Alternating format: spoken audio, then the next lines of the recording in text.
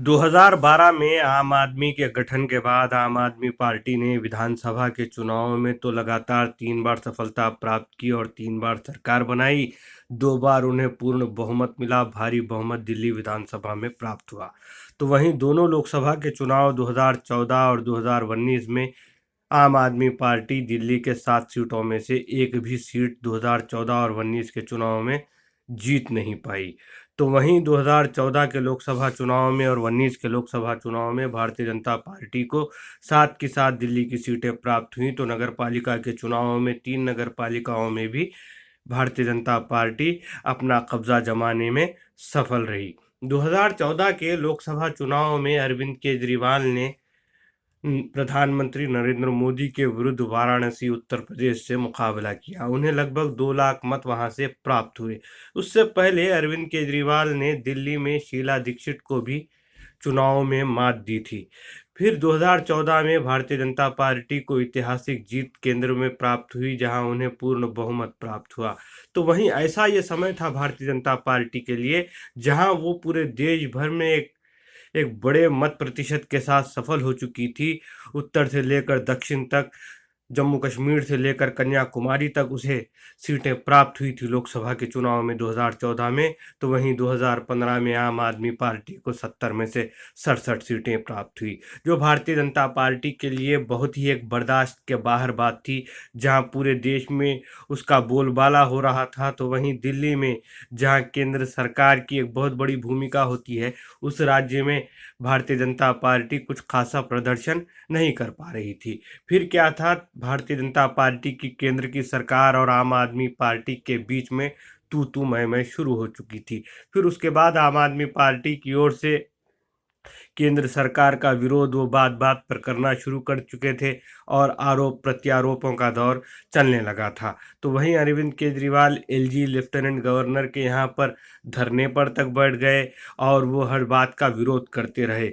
एक समय था जब आम आदमी पार्टी पूर्ण राज्य का दर्जे की बात दिल्ली के लिए करती थी, लेकिन आज उस मुद्दे को लेकर आम आदमी पार्टी पूरे तरीके से खामोश है। पहले दूसरे राजनीतिक दल भी पूर्ण राज्य के दर्जे की बात दिल्ली को लेकर के करते रहे हैं।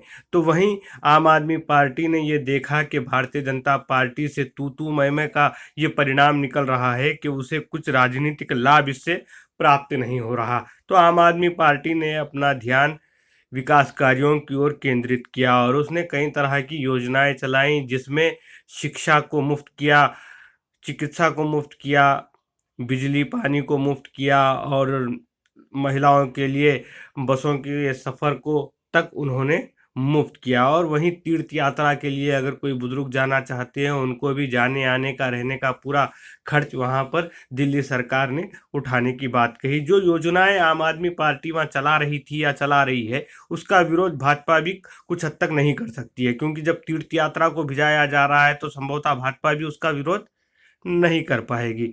आम आदमी पार्टी वैसे तो एक नया राजनीतिक दल है, इनके पीछे कोई ऐसा इनकी गलतियां नहीं है कि जिसको पकड़ करके कहा जाए कि तुमसे ये चूक हुई, तुमने ये किया। इस तरह की कोई बात करने और उन पर आरोप लगाने का ज़्यादा मवाद भारतीय जनता पार्टी के पास नहीं है। तो कुछ ही दिन पहले भारतीय जनता पार्टी के एक सांसद मनोज तिवारी दिल्ली में यमुना नदी के पास जाकर के कहते हैं कि अरविंद केजरीवाल ने यमुना नदी को साफ करने के लिए कुछ नहीं किया। तो फिर अरविंद केजरीवाल इस पर तुरंत बयान देते हुए कहते हैं कि अगर 2025 से पहले यमुना नदी साफ नहीं हुई तो वो फिर मुख्यमंत्री नहीं बनेंगे, उन्हें वोट नहीं देना अगले चुनाव में। इस तरह की बात अरविंद केजरीवाल ने कही है। तो वहीं आम आदमी पार्टी की ओर से ये प्रयास किया जाता रहा कि किसी ना किसी तरीके से जो भारतीय जनता पार्टी के वैचारिक मुद्दे हैं उन्हें भी छीन लिया जाए। जब 2020 में दिल्ली में विधानसभा चुनाव हुए तो ये कहा जाता है, आम आदमी पार्टी के नेताओं की ओर से कहा गया है, जिस दिन चुनाव हो रहा था उस दिन भारतीय जनता पार्टी के कुछ नेता धार्मिक नारे लगा रहे थे। तो उसके जवाब में आम आदमी पार्टी के लोग भी नारे लगाना शुरू कर दिए। जब भारतीय जनता पार्टी के लोग नारे लगा रहे थे और आम आदमी पार्टी के कार्यकर्ता जाकर के प्रशासन से कह रहे थे कि देखिए चुनाव का रोज है, ये तो इस प्रकार से नारे लगा रहे हैं, तो प्रशासन कहने लगा नारों में क्या गलत बात है, तो ये भी अपनी तरीके के नारे लगाने लगे। फिर बाद में प्रशासन ने दोनों को रुका दिया। इस तरह की बात वो कहते रहे हैं। और जहाँ तक वैचारिक मुद्दों की बात है तो भारतीय जनता पार्टी की जो विचारधारा है, कमोबेश उसी विचारधारा पर आम आदमी पार्टी कुछ अपने अलग तरीके से चल रही है। आम आदमी पार्टी हिंदुत्व की बात तो कर रही है, लेकिन हिंदुत्व की परिभाषा को वो अपने रूप से पेश करने का प्रयास वहां पर कर रही है। और वहीं कई धार्मिक मुद्दों को लेकर भी आम आदमी पार्टी भारतीय जनता पार्टी से आगे निकलना चाहती है और भारतीय जनता पार्टी के लिए कोई मैदान रखना नहीं चाहती जहां पे कोई उसे ऐसा लूप होल दिखे जिसे वो पकड़ ले और आम आदमी पार्टी पर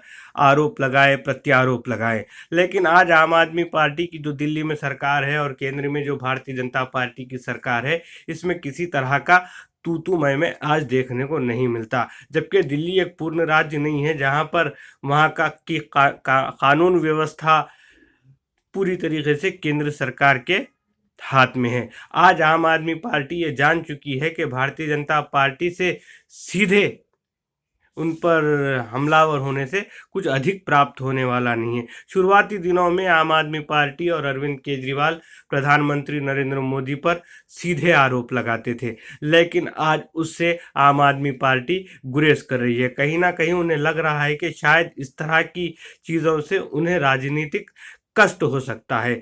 तो वहीं आम आदमी पार्टी आज एक अपनी जगह दिल्ली की राजनीति में बना चुकी है। लेकिन जहां तक वैचारिक मुद्दों की बात है तो इन 5-6 सालों में उनके वैचारिक मुद्दों में बहुत हद तक बदलाव देखने में आया है। और आज आम आदमी पार्टी देश के विभिन्न राज्यों में भी चुनाव में भाग लेने जा रही है। कितनी सफलता प्राप्त होती है ये तो समय ही बताएगा, लेकिन हालिया दिनों में गुजरात के नगर पालिका के चुनावों में सूरत और दूसरे शहरों में आम आदमी पार्टी को कुछ अच्छी खासी सफलता प्राप्त हुई है। पंजाब में तो उनकी मौजूदगी है ही, वहाँ पर पूर्ण विपक्षी दल की भूमिका में वो है।